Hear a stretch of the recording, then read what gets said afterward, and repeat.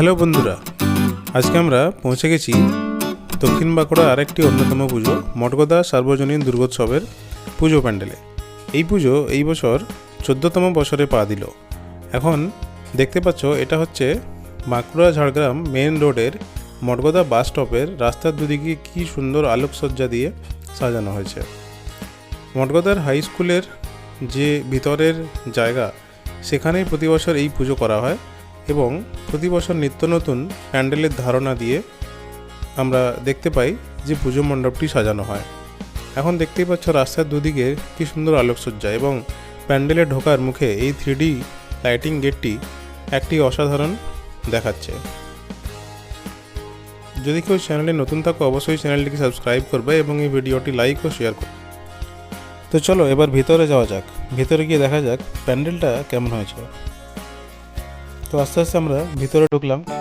দেখতে পাচ্ছ প্যান্ডেলের সামনে দুদিকে কি সুন্দর লাইটিং করা হয়েছে এবং প্যান্ডেলটি একটি মন্দিরের মতো দারুণভাবে সাজানো হয়েছে, দেখতে পাবে।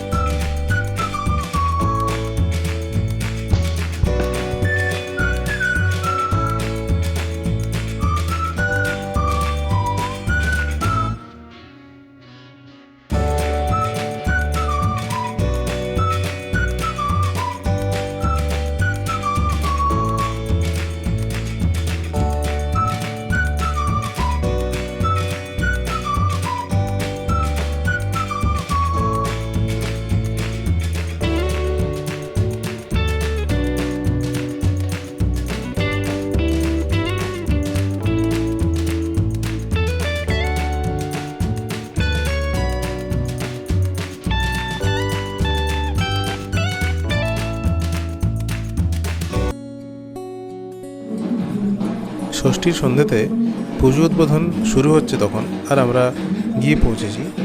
দেখো প্যান্ডেলের ভিতরে উপরের দিকের ফল সিলিংয়ের মতো কাজটা কি সুন্দর লাগছে এবং প্যান্ডেলের মধ্যে ঢাকের আওয়াজ শুনলেই যেন একটা শিহরণ জাগে মনে।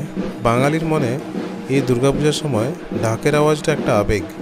এবং এখানে দেখতেই পাচ্ছ আমাদের সেই মা দুর্গার বিগ্রহ কি সুন্দরভাবে করা হয়েছে। ভিডিওটি কেমন লাগলো কমেন্টে জানাও এবং নিজের বন্ধুদের মধ্যে শেয়ার করে দাও।